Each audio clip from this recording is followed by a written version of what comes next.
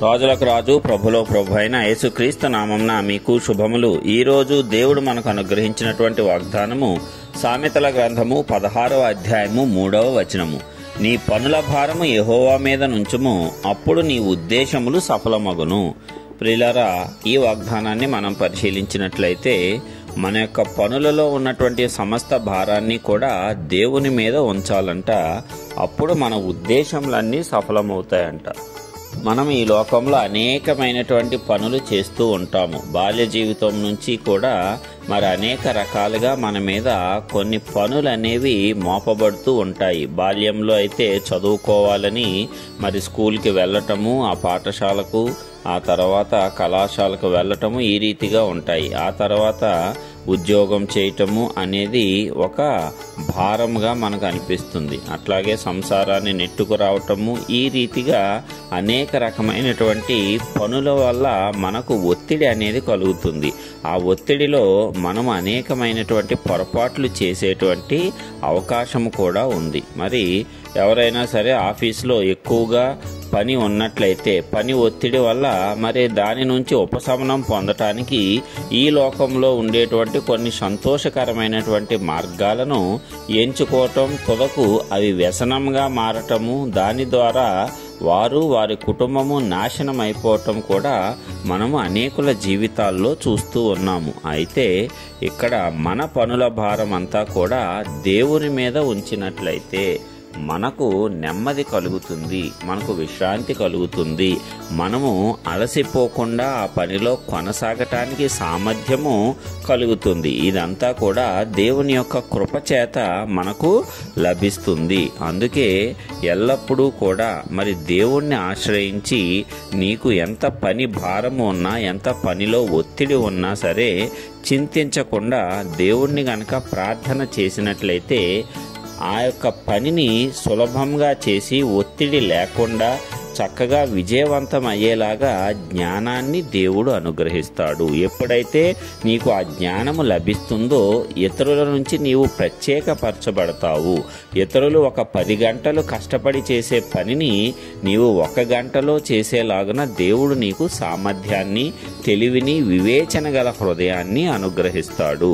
అప్పుడు నీకు నెమ్మది కలుగుతుంది, విశ్రాంతి కలుగుతుంది, తగినంత సమయము దొరుకుతుంది. అయితే దేవుడు నీకు అలాంటి సమయాన్ని అనుకూలపరిచిన తర్వాత నీవు దేవునితో గడపాలి తప్పిస్తే 10 గంటలు చేసే పని 1 గంటలో అయిపోయింది కదా, మిగిలిన 9 గంటలు లోకముతో సంతోషంగా గడుపుదాము అనేటువంటి మనస్సాక్షి మనలో రాకూడదు. అపవాది మనకు సమయం అధికంగా ఉన్నప్పుడు మన మనస్సును అనేక చెడ్డ మార్గాల్లో త్రిప్పాలని చూస్తూ ఉంటాడు. దాని ద్వారా నాశనం చేయాలి. ఇదిగో ఇక్కడ సంతోషం లభిస్తుంది కదా, తర్వాత దేవుని యొద్ద సంతోషపడవచ్చు, మొదట లోకంలో ఉన్న సంతోషాన్ని అనుభవించాలి అన్న రీతిగా వాడు అనేక పరిస్థితులు కల్పిస్తాడు, ప్రేరేపణలు కల్పిస్తాడు, అన్ని రకాలుగా నాశనం చేయటానికి ప్రయత్నిస్తాడు. అయితే మరి దేవుని యందు గనక మనం భయభక్తులు కలిగి ఉన్నప్పుడు ఆ యొక్క మార్గముల వైపు కూడా కన్నెత్తి చూడకుండా దేవుడు మనకు రక్షణ కలుగజేస్తాడు. మరి మన యొక్క పనుల భారము ఎల్లప్పుడూ కూడా దేవుని మీద ఉంచినప్పుడు ఇవన్నీ కూడా మనకు సంభవిస్తాయి. మన పనిలో ఉన్నటువంటి ఒత్తిడి తగ్గుతుంది. మన పనిలో ఇతరుల కంటే అధిక సామర్థ్యాన్ని దేవుడిస్తాడు, అధిక జ్ఞానాన్ని ఇస్తాడు, వివేచన కలిగిన హృదయాన్ని ఇస్తాడు. దాని ద్వారా నీవు చిక్కులుగా ఉన్నటువంటి సమస్యలన్నిటినీ సులభంగా చేసి వాటిని పరిష్కరించుట ద్వారా నీ పై అధికారులు కూడా సంతోషించేలాగున, నీ యందు నమ్మకం ఉంచేలాగున దేవుడు చేయగలడు. మరి అందుకే ఎల్లప్పుడూ కూడా పని చేస్తూ ఉన్నప్పుడు బాధ్యతతో చేయాలి. అట్లాగే ఆ బాధ్యతతో చేసేటప్పుడు యథార్థంగా దేవుని యందు మనస్సు ఉంచి పని చేయాలి. మనము ఏ పని చేసినా సరే దానిలో దేవుడు చూస్తూ ఉన్నాడు అనే దానిని మాత్రము జ్ఞాపకం ఉంచుకోవాలి. ఎవరు చూసినా చూడకపోయినా, ఎవరు పట్టించుకున్నా పట్టించుకోకపోయినా దేవుడు మనలను చూస్తూ ఉంటాడు. నీకు అప్పగించిన దానిని, నీ పనిని నీవు బాధ్యతతో చేస్తున్నావా, యథార్థంగా దానిలో ప్రవర్తిస్తున్నావా అని దేవుడు చూస్తూ ఉంటాడు. మరి అందునిమిత్తమే మనము దేవుని మీద భారము ఉంచి మన యొక్క పనులను కొనసాగించినప్పుడు చక్కగా విజయవంతం అవుతాము. ప్రయాసపడి భారం మోయిచున్న సమస్త జనులారా నా యొద్దకు రండి, నేను మీకు విశ్రాంతిని కలుగజేస్తాను అని యేసు ప్రభువారు చెప్పటం కూడా మనము చూస్తూ ఉన్నాము. మరి ఈ రీతిగా మన పనుల భారము దేవుని మీద ఉంచినప్పుడంట మన ఉద్దేశములన్నీ సఫలమవుతాయంట. ఎందుకు ఉద్దేశములు సఫలమవుతాయంటే అప్పుడు నీ ఆలోచనలు దేవుని ఆలోచనలకు సమానమవుతాయి.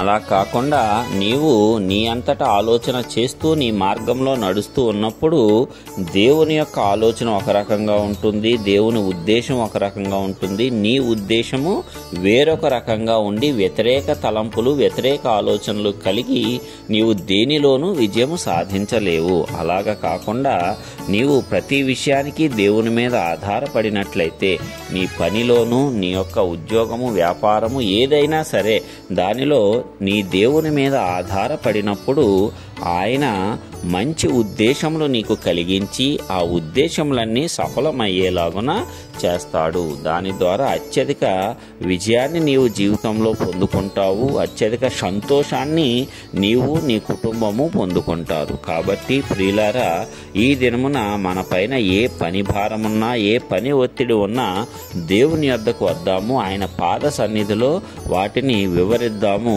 వాటిని ఉంచుదాము. దేవుడే కృప చూపిస్తాడు. ఆయన సమస్తాన్ని ఎరిగి ఉన్నవాడు కాబట్టి మనకు చక్కని జ్ఞానము కలిగినటువంటి, తెలివి కలిగినటువంటి, వివేచన కలిగినటువంటి హృదయాన్ని ఇచ్చి మన పనిలో మనము వృద్ధి చెందులాగున ఆయన చేస్తాడు. దాని ద్వారా ఆయన ఉద్దేశము మన పట్ల నెరవేరి మన ఉద్దేశములన్నీ కూడా ఆయన ఉద్దేశములతో ఏకీభవించి ఆశీర్వదింపబడతాము. మరి ఇలాగున మనమందరము విజయవంతంగా జీవించటానికి పరిశుద్ధాత్మ దేవుడు సహాయం చేయాలని యేసు నామమున ప్రార్థించుచున్నాను. ఆమేన్.